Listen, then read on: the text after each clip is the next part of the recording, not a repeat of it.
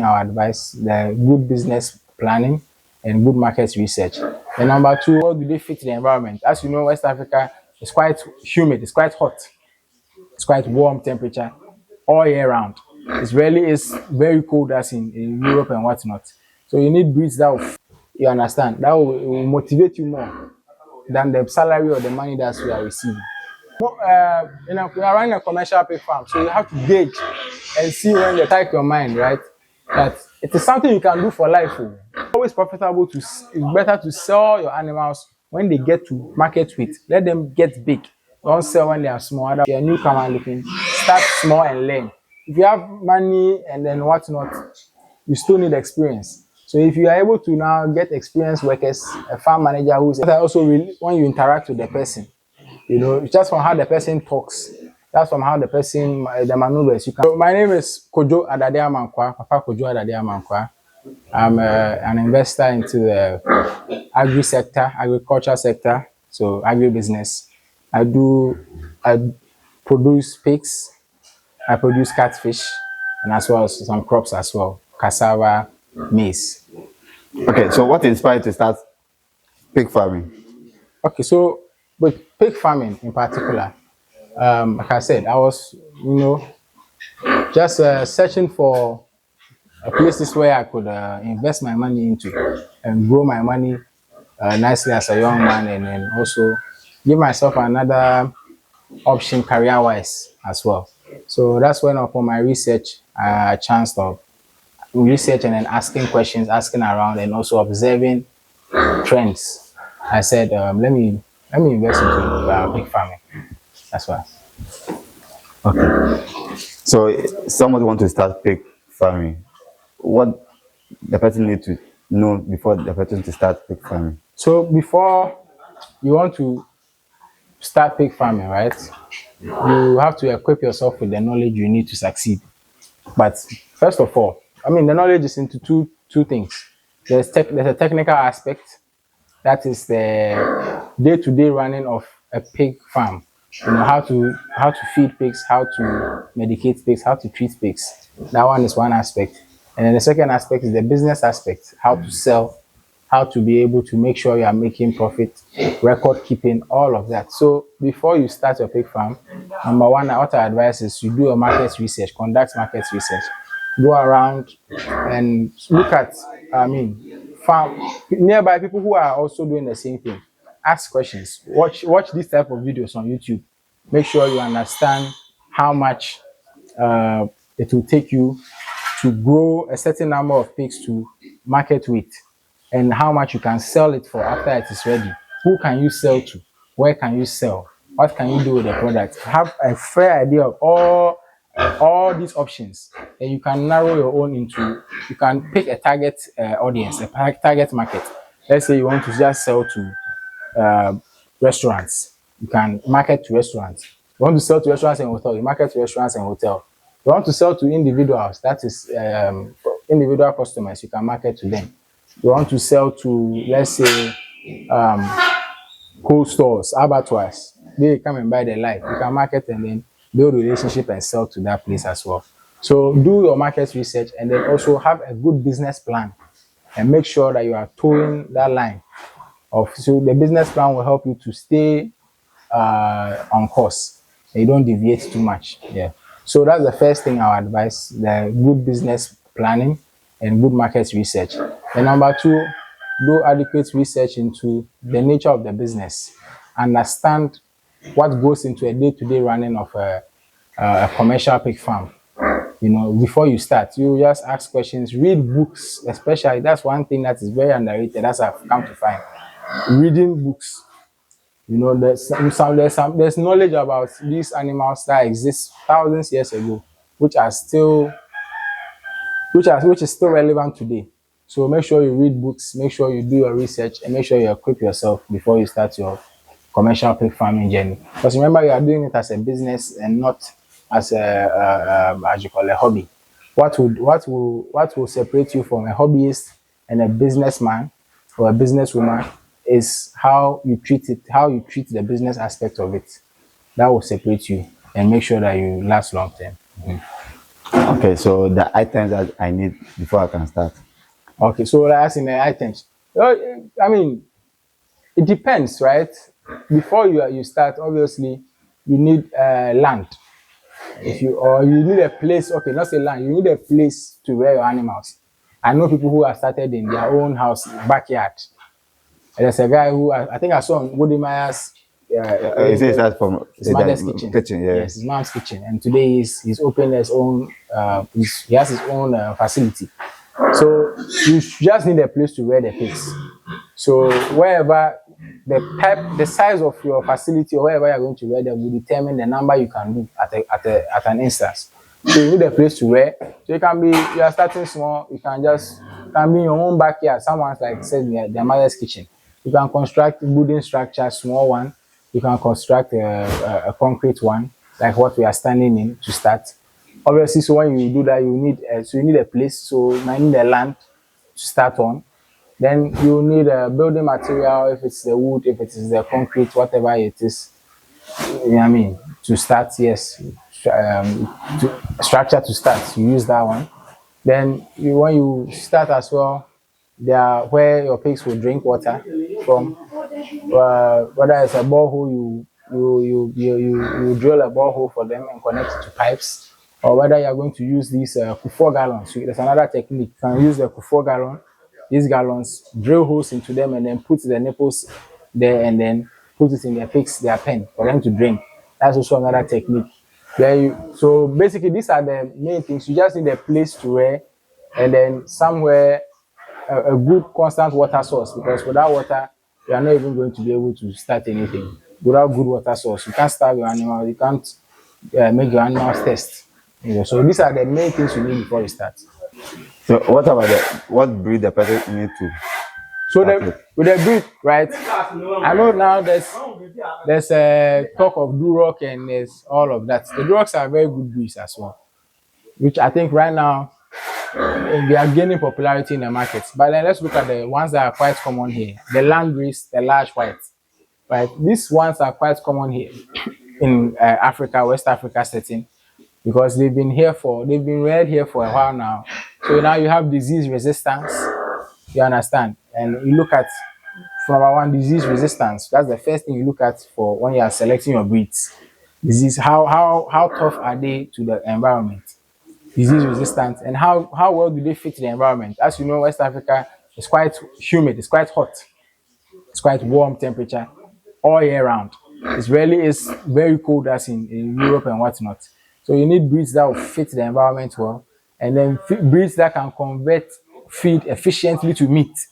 So it takes us back to the landrace, the large white, the Duroc. These breeds, they do very well. Now there's new ones that have come, the pie train. There's a Berkshire. I have one cross Berkshire, one Duroc, cross Berkshire and Duroc here. There's a pie train. There's different breeds that are now also coming up as we go forward in the business, as we progress. There's different technologies and that are enabling us to cross these genetics to make sure we have breeds that are as efficient as possible. So with the breeds, I would say when you are picking it, look at these things. Disease resistance, how they fit the environment, and how efficient they are in converting food, the feed they convert to meat, and also how efficient they are in childbirth. So I'll say go with the landrace, large white, Duroc, pie train, Berkshire. These are good breeds here. Okay, so what food they eat? So just the same way a human being has to eat a balanced diet with the right proportion of all the nutrients in a diet. That's what we call a balanced diet for human beings. The same thing for if you are doing a commercial pig farm. I know there's farmers around that will go for, let's say, just to save costs. So they go for certain types of feed that I know some people will go for maybe the spent grain, the brewer's malt. I know some people also that use, waste from other factories like vegetable waste and whatnot, and as their main feeds. But at the end of the day, they are not able to produce as much as meat as they projected. It's because most of the time the animals also lack certain nutrients that are not found in such feeds. So when you are composing, when you are making feed for a commercial pig farm, your composing feed, you need cover across the base what the animals they need in their diet. Carbohydrates, protein, fats and oil, fiber, minerals, vitamins. All these things they need to be covered in their feed. So that's the main makeup of any animal feed. Okay, so right now we know what you need to know before buy the animal. So before I will buy the animal, I enter to the farm. What question I have to ask the farmer before I buy the animal from the farmer? Okay, so as in if you are before you if, are you buying it for meat or you are buying it to produce to cross? Okay, so give the two difference so I will know. Okay, so if you are buying it for meat, you are going to convert you visit a farm to purchase a pig and you are looking to convert it to meat. As in maybe you have a pork joint or a restaurant or a hotel or any yes, you are just looking at cold store, we are just looking to sell the meat that comes from the pig. So you go to the farm and you go and buy the pig at a live weight. What you have to consider is, just look at obviously the weight, right? The weight of the animal. You weigh it, and once it fits your preference. Some people don't like meat that's too fatty. So having a look at the animal, you can look around its body and realize, oh, maybe this might have too much fat, this might have too much fat. That one is there. But if you visit a farm and you are buying the pig for production purposes, you have to now seek the records, the farm records. Let's say, the age of the animal. How do you call it? The age of the animal. You look at the genetics, the father, the mother, the grandmothers, the grandfather. You just have to look at the genetics of the animal, right? And then look out for things such as the height of the animal. Things that show you how prolific this animal might be. If I'm to buy it for crossing purposes, if I'm to buy it for breeding purposes, sorry, you have to look at all these things, right? And then after you are able to look at it carefully, you're able to determine that it's a good animal. You can go forward and purchase. Okay, so what age that you recommend somebody to buy for breeding? What age? Usually for breeding, I advise that for breeding, if you want to buy an animal for breeding, wait and let the animal develop for about. Honestly, I'll say for a year. You are buying an animal for breeding. You understand? Because after a year, you should have a good. The pig should be quite big after a year. So, if you are, I'll say a year. Okay. So, before somebody wants to start, the person must go for worker first before you brought the animal in to the farm or the person. Yeah. So yes, it depends on. There's some people that if you start, they won't employ anyone. They will be at the farm themselves in the beginning. Okay. You understand? But if, let's say, you are quite constrained for time, or you need, the farm is such that you need extra hands to help you to run it efficiently, you can hire workers, and then from there you build a solid team, right? It's not just workers, like they are just some people. No, they're team members.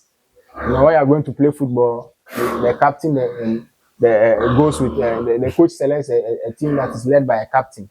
You understand? They work together to achieve one goal. It's the same thing for you and your team members or your teammates at the farm. Yeah. So if you say team, like me, I know that like it's my worker. So why you say I should build a team? Yeah, because if it depends. You see, when somebody, assuming if it is you that you are working for somebody, you want to work somewhere where you feel you are cared for. You feel like your basic needs. You feel a part of the business, right? That will enable you to work harder. You understand? That will motivate you more than the salary or the money that you are receiving. So if you treat your staff, when in farming it's all teamwork, it's not one man effort. So you treat your staff that way, the long-term benefits outweigh the gain, outweigh the disadvantage. Sorry. Okay, so it's a team. So as you one is a team. I don't know if as you pay them monthly or as you go with time with them. Okay, so yeah, so it depends on, like I was saying, when we are at that place. It depends on what will suit you. Usually, what is usual is the monthly salary, right? Okay. Because pig farms, depending on how you run your pig farm, you can start selling after 3 months or after 6 or after 8. So more often than not, your workers will say they want salary. That's what maybe 90% of people will do. Maybe sometimes you can also partner with them and say, maybe I live abroad, but I want to establish a pig farm in Ghana. But to make sure that the person who you put in charge of the farm is also working, you can partner with the person and say, look, I will give you 20% of the return at the end of the time, at the end of everything that we sell. Anytime we sell, 20% is yours, 30% is yours. Once I won't pay you any salary. So you treat the business, you are a co-owner. You're 30% owner, 20% owner. You treat the business like how I will finance it, and then you will take a percentage of the profits. That one is also a term of agreement you can go. And so the argument they can go for at least 1 year and they renew it, or it's a permanent. Oh, yes. So it's something that you can always review and renew. So maybe within the first year, you can say, oh, maybe first 2 years, I'll give you 30% of it. Afterwards, you can review it, because maybe by that time, you might feel like, oh, you have enough money to now employ people. So you can now go and employ some hands. But then if you realize that that system still works well for you, you can still go with it. But always, it's good to put a time duration on agreement, so that after it is done, you can always review and see whether it's been beneficial to you, review and then renegotiate. Yeah. Okay, so I want to start. I don't know how they go and start. So if how many man that it can cost animal? I come again. How many man that it can? Okay. In what state that it can cost pig? Okay, so I would say for me, don't if it's a female pig, that's a gilt. We call pigs, female pigs that have never crossed before, we call them gilts. After they cross, they become a sow. So if it's a female gilt, it shouldn't be less than, I don't think it shouldn't be less than 80 kilos before it crosses. And usually you can attain 80 kilos anywhere between 6 to 8 months. Okay. So let's say around 7 to 8 months, a female gilt, a female pig, that's a gilt, should be ready for crossing, for breeding. So, okay. A male to wait after maybe a year. Me, I always say the male just wait after a year, and then fully develop. The testosterone fully develops in them. Okay. So when you cross it, you take how long before you give them? So the rule of thumb, that's the standard, is 3 months, 3 weeks, and 3 days. So anytime around from that 3 months, 3 weeks, anytime around the 3 days, sometimes it can be a little bit shorter by a day or by 2, or sometimes it can be a little bit more by a day or 2. So anytime around that is good. It's when they will give birth. Okay, so before they will give birth, I should be around, or they will do everything themselves? We are running a commercial pig farm, so you have to gauge and see when the pigs will give birth. They will show signs that they are about to give birth, right? So you have to give them a particular attention, has to be on them. Make sure you are around for when they are giving birth, because anything can happen when they give birth. They can sleep on their children. Sometimes they can even, in rare situations, they can eat their children. So make sure you are around when they give birth. Mm-hmm. What sign that if they are pregnant, they will show? Okay, so when they are like they are about to give birth. When they are about to give birth, oh, you realize obviously they show in the belly. You realize that the movement of the female pig, the gilt or the sow, she's a bit lethargic, like she's someone who is like a bit sick, just slow to certain things. They start eating a little bit more as well. They just get heavy. You understand? You see it on them. Then you know that they're about to give birth. Okay. So if they give birth, if they do give them medication, you do apply medication. So once they give birth, that's to the piglets. The piglets, right? So usually, like I said, the rule of thumb, the standard that has been adopted in the industry is after a pig gives birth, you inject the piglets with iron after 3 days, right? Because they need a supplementation of iron so that they don't develop anemia. So you give them the iron after 3 days. Basically, that's the first injection that you give. Okay, so what about the mother? So the mother, depending on Usually you don't inject the mother when it's breastfeeding. I don't recommend injecting the mother with anything when it's still breastfeeding. But you give it good feed, good carbohydrate and protein rich feed, so that it can produce a lot of milk during that stage. And also one thing you can do when the mother is pregnant, you can feed the mother with, turkey berry. Turkey berry. You can give the mother once when it's pregnant, feed it turkey berry. It will also help build the iron to fight against iron deficiency in the piglets. So when the mother gives birth to the piglets, you might not even have to inject iron. You understand? So that's a natural way of handling that. Okay, before you wean them, apart from the 3 days you apply medicine to them, do the babies, do you give you any medication before you wean them? No, so before we wean, right? Yeah. No, we don't. When they are how do you call it? Still with the mother, nursing on the milk, no injection. We wean them and we introduce them to the crib feed before we wean them, right? So when we wean, they are of a good size. After weaning, we can look at maybe on rare circumstances or certain occasions, you have to look at the piglet and then see if maybe he or she is lacking. It's lacking in certain maybe vitamins or whatever. Then you can supplement with an injection or whatnot. But more often than not, after weaning, we wait a little bit for a while, then we deworm them. You understand? We deworm them. Maybe when they turn 2 months, you can start deworming from there. Okay. So after 2 months, so what then about the next deworming? So deworming, you can do deworming every month after the 2nd month of the pig is on your farm. So every month you deworm all your pigs. That's what I advise. Every single month you deworm all your pigs. Before you cross your animal, what sign that you see before you cross them?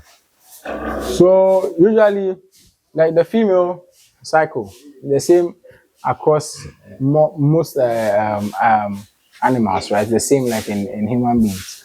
Every 3 weeks, there's an egg that's released by the sow or the gilt, right? So every 3 weeks, the sow, what we call is they come on heat, so they show signs of wanting a male presence, for intercourse. So every 3 weeks, you see that the vulva becomes red. That means it wants to cross, and then you take that one to where the boy is, and then they cross, they mate, and if it's successful in 3 weeks time, you'll see that in the next 3 weeks, you see she will not be on heat. She's good. You understand? So how many months you wean your piglets? Okay, so you can wean at 1 month, that's 28 days. Right? You can wean at 28 days. But sometimes when you can also determine that maybe the piglets are not ready to be weaned. They have to stay with their mother for extra milk. You can keep them there for another week, another 2 weeks. But then don't keep them with the mother for too long that the mother suffers physically. They get very, very skinny because breastfeeding is not, it's a very daunting task. So, because you also need a sow for reproduction. Usually you can wean the mother, you can wean the children from the mother, and then in a week or two, or even a week or 2 or 3, you can cross the mother again. You understand? So you need to keep that in mind so that you have always constant production on your site. So 28 days for weaning, 28 days that's 1 month to 1 month and a week. It's good for weaning. Okay. Yeah. Okay. So your daily routine. So the daily routine, we come to the farm, starts around 6 o'clock, 6 a.m. We do our sweeping, we do our scrubbing. After that, right after. So before the sweeping and scrubbing, we look at every individual pen, and then we do a head count. We count all the pigs, make sure that we have all of them that we had as the previous day when we did the count. Then we identify, see if there's been any changes and anyone is sick, is ill, has a physical defect, is hurt, is bleeding. We have to make sure they are all fine. Before we do our sweeping, our cleaning, then we do the feeding as well. Then after that, we realize if we realize we have to today you might have to do injection. We do the injection. If today we might have to do weighing of the animals. We weigh the animals for record keeping. You understand? So a host of these things we do. Okay, you are saying record keeping. What mean of record keeping? Record keeping is very important for any business at all. You have to know. I'll give you an example, right? So you have to first of all know if you start a commercial pig farm, you have to know the breeding stock you started with, right? Let's say I started and I bought one boa and three sows or three gilts. So I have to know the record has to state how old were they when I brought them to the farm. How old were they when I brought them to the farm? What breed are they? How much did they weigh when I brought them to the farm? You understand? How much have I spent on their feeding since I brought them? How many piglets have they given me since I brought them? And how much money have I spent on these piglets? What day did they cross? Did the boy and then the sow or the gilt cross? How many piglets came out of that crossing? How many mortalities came out from those piglets that came from that crossing? When did I inject the animals? When did I farrow? All these records, you have to keep it all so that wherever you are, when you pick up your record book, you see a summary of your whole business from the time you started right there. So whenever you want to find some pinpoint information, it's easy to get. Okay, so in the room, how many pigs that I can keep in the room? So it depends on this structure here. It can house, let's say, about 200 3-month-old pigs, 200 3 to 4 month old pigs. But for these big sizes, like these ones that we have on the floor here, every pen can contain about maybe 5 to 6. Because you also want them to feel comfortable. You understand? You don't want to overstock. Because when it happens, they fight for food, and then they are not able to grow well. So are they ready market for the pig? Yeah. Oh, yes. There's a big market actually for pork. You just need to connect yourself in. Like I said before, you start. If let's say this year you are looking to start we are in March, so this year your goal is to start a commercial pig farm, and maybe by your calculations you'll be able to start in maybe even if it's October. From now, you have to start researching on the market. Yeah, see, they are fighting. All right. From now, you have to start research on the market. You have to identify potential customers before you start.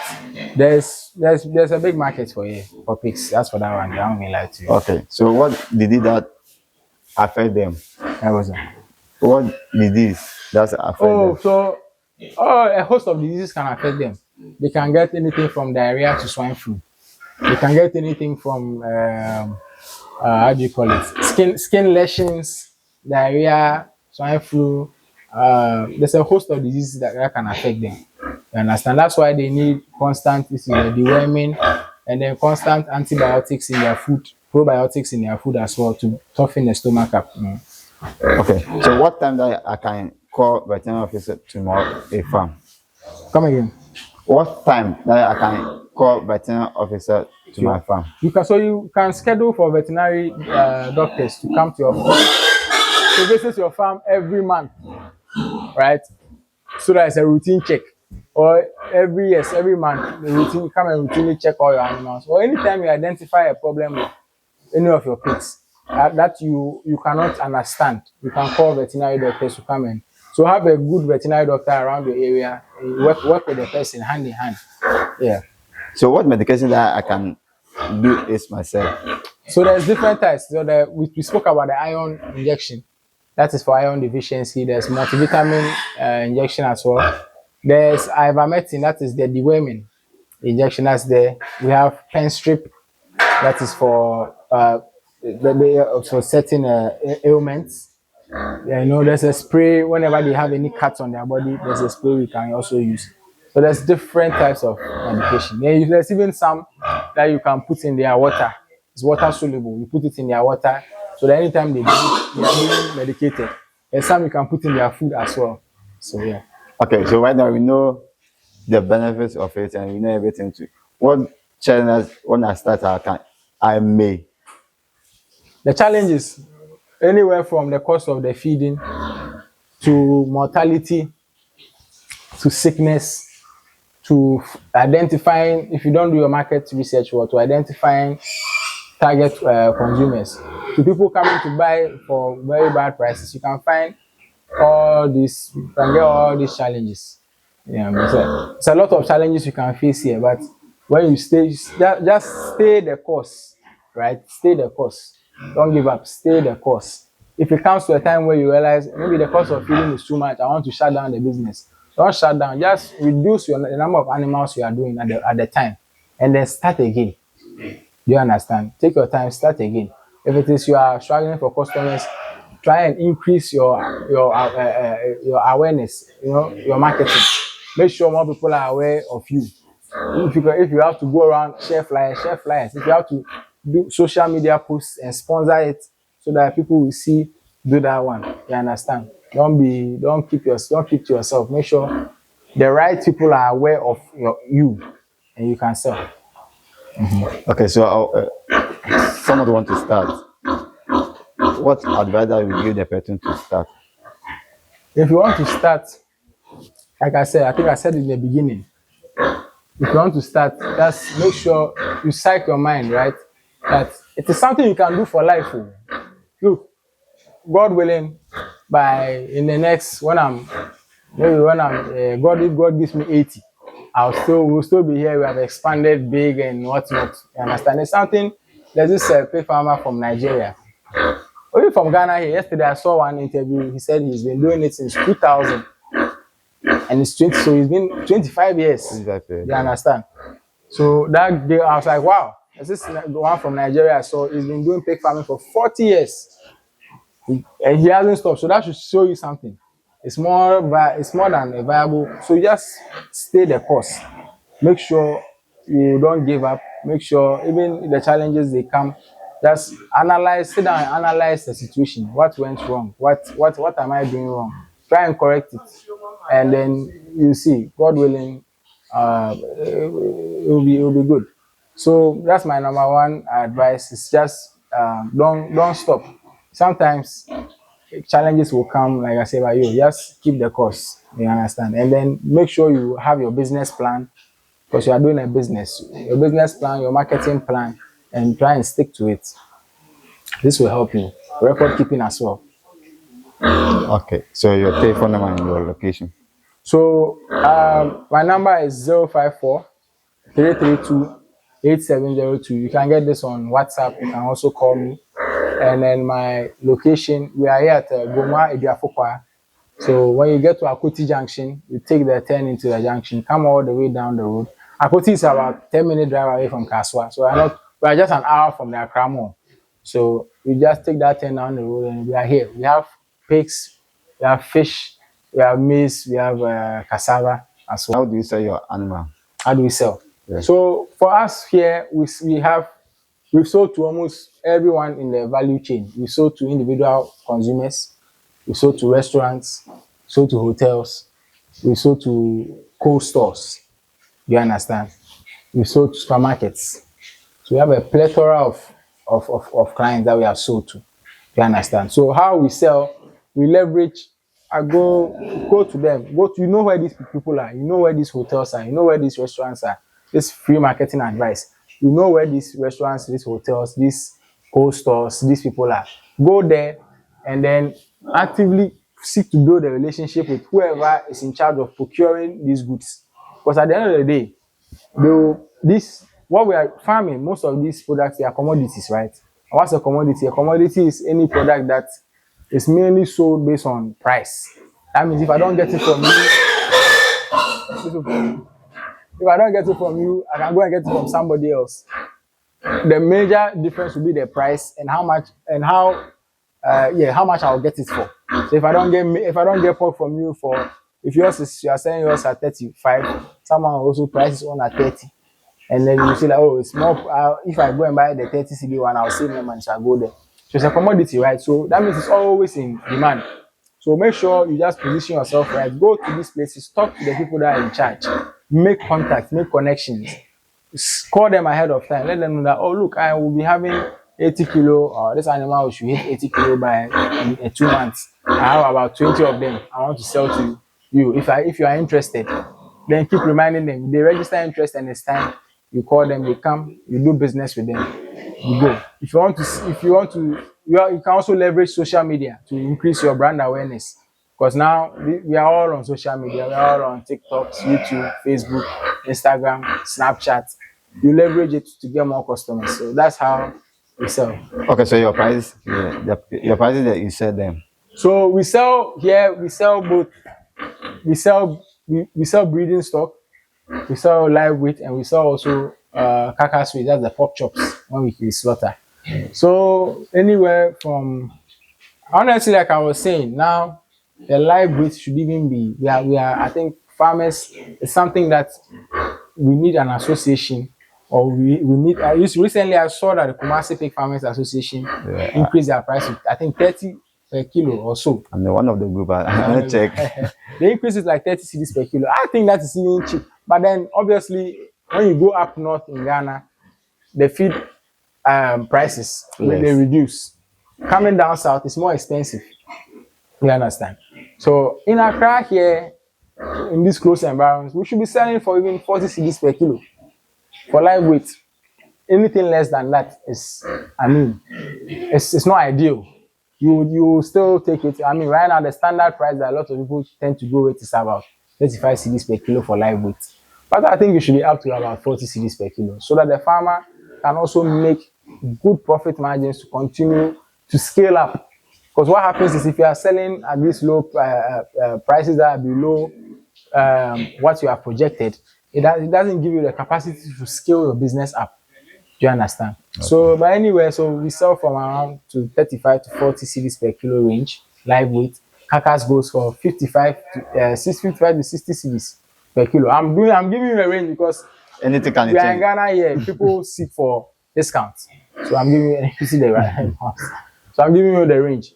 Yeah. So basically that's it. Okay. So under how much do you able to do? Okay. So I'll give you a calculation. Okay. So let's say we started, I think, with six mothers and then 1 male, and quickly we had about 100 pigs in the first year. So if you are able to grow, let's say 100 pigs to about, even 50 of those pigs to about 80 kilos. That is 50 times 80, that becomes 4 tons of pigs. So 4 tons, so that is 4,000. You sell every kilo for, even the least you should be selling for right now is about 33 cedis per kilo. So 33 times 4,000. That's about how much? 33. Let me see. So 33 times 4,000. That should be 132,000 Ghana cedis. So that is an ideal production cycle for, depending on the scale. If somebody can get this one in a month, someone can get this amount in 6 months, another 2 a whole year. So depending on your scale, the scale of your operation, yes, you can earn as much as anywhere from 100. If you are even doing anything from 50 pigs a year. 50 pigs a year. Let me calculate. Now you are going to be spending an average of about 700 cedis to feed. This is just cost of feeding. I'm not going to factor in cost of labor, workers, and medication, transport, all of that, and your fixed asset. That's the building, machines, and all of that. Just feeding. An average of about 700 cedis to feed a pig to maturity.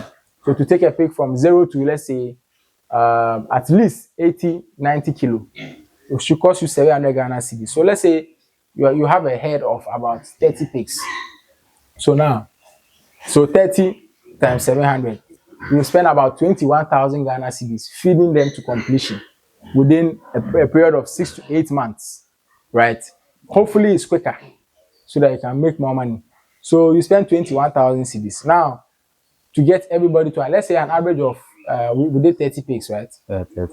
So let's say everybody is 80 kilo, an average of 80. So 30 times 80 kilo will give you 2,400 kilos in total weight, live weight. This is why you're selling the animals live. You've not slaughtered them. So that's 2.4 ton. Now I am saying ideal circumstances times 35 cedis per the kilo. This is what the market is has accepted right now because other farmers are pricing. Everybody is pricing around the 35. Me, I think it should be more, but we are going to use 35.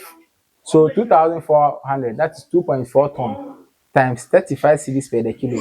That should give you 84,000 Ghana cedis from 30 pigs for a production cycle of 6 to 8 months. You understand? So you realize you subtract the was it 24,000, 21,000. 21, yeah. If you subtract 21,000, you feeding, you make a profit of 63,000. Let's say for medication and labor costs and anything that maintenance, pen maintenance and all of that takes you away from you even an extra 13,000, right? You should still make 50,000 cedis at the end of the cycle. So it is always profitable it's better to sell your animals when they get to market weight. Let them get big. Don't sell when they are small. Otherwise, you will not realize the full potential of your business. Okay. I think that somebody can just add to the number you want to produce so that you know the amount of money you want to start. So if somebody wants to start, the person to start big or small. I always advise, right? Depending on your level of experience and then the level of experienced hands you are going to hire, that will impact the amount of capital operational cost, operation capital you have, startup capital and operational capital you have. That should determine the skill in which you start with. If you have to analyze your own self and see this is my capacity. But I always advise if you're a newcomer, you've never done this before, start small. Starting small can be with starting with one sow when one male, one male, one female. Or you go and buy a pregnant female, let it give birth, you start fattening them from there, you sell. It helps you to learn the nature of the business, learn the business of the business. Then from there, you have a better understanding. Look, it will work. You will be more equipped in knowledge when you start small. Because you realize small things. Instead of if you come and it's one big, you started and you have 100 pigs all of a sudden. This one is sick, this one is sick. Now it's like you don't know who to turn your attention to. The cost of feeding to is high. You are suffering all of this because you didn't take your time to start from a good place. So yes, definitely as much as possible. If you're a newcomer looking, start small and learn. If you have money and then whatnot, you still need experience. So if you are able to now get experienced workers, a farm manager who is experienced in it, and says, "Oh no, we can start at this certain scale," then you start a bit big. Start with a medium scale that in a near possible future you can expand very big. Yeah. Okay, 2025. If you want to pick a worker, what thing that you check before you take a worker? So number one, if you want to choose a worker, general. More often, sometimes you get somebody who has never done the business, who has never worked in farming, pig farming before, right? So the soft skills, that is how the person communicates, the person's punctuality, the person's attitude towards work. Someone will say, how would you know these things before the person starts? So I think it's good. Trial period is good sometimes. Sometimes also when you interact with the person, just from how the person talks, that's from how the person, the maneuvers, you can all kind of determine. But then you are looking for somebody who is teachable and somebody who respects what the craft at which we are working towards as well. So yes, basically, it is a huge plus if the person has already done pig farming or has done any form of farming and understands it. So yeah. So if the person is a beginner, like the worker don't any idea of this, the person to take the person to training or yeah, you can go for training. There's so many. Very soon we'll also start some training courses as well. But then there's so many places you can even just the online. There's detailed ones that people have shown their training. The person can also read books before practicing. There's different ways that a person can train for this job. Yeah. So that means that the owner of the farm must be learn along the line. Yes. Okay, so it's not push everything to the worker to learn everything, do everything. The owner of the farm, if you want to enhance your profitability, you also need knowledge. Wisdom is everything. share wisdom. If you have knowledge and wisdom. Okay, so I hope it's been a good watch.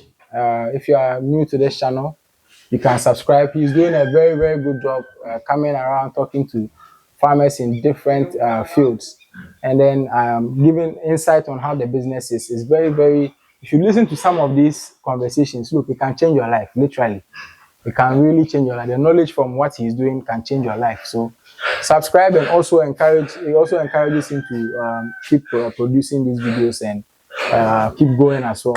Like the video, share with like minds as well. Yeah. Bye. Bye bye.